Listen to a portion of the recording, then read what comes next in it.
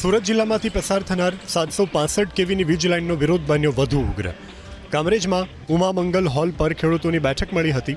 Power grid corporation of India અને સ્ટરલાઇન company હાલ 765 કેવીની 2 વીજ લાઇન નાખવામાં આવી રહી છે. આ લાઇન સુરત જિલ્લાના 5 તાલુકામાંથી પસાર થવાની છે. સુરત જિલ્લામાં આશરે 500 જેટલા મહાકાય વીજ પોલ ખેતરોમાં ઊભા થનાર છે અને વીજ પોલને લીધે ખેડૂતોની જમીનને ભારે નુકસાન થવાનું છે, જેને લઈ સુરત જિલ્લાના ખેડૂતો છેલ્લા 1 વર્ષથી વિરોધ કરી રહ્યા છે.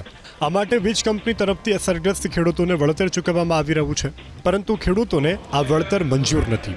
ખેડૂતોની માંગ છે કે બજાર કિંમત મુજબ તેમને જમીનનું વળતર ચૂકવવામાં આવે, નહીં તો કોઈ પણ ભોગે તેની જમીનમાંથી વીજ લાઇન પસાર નહીં થવા દે.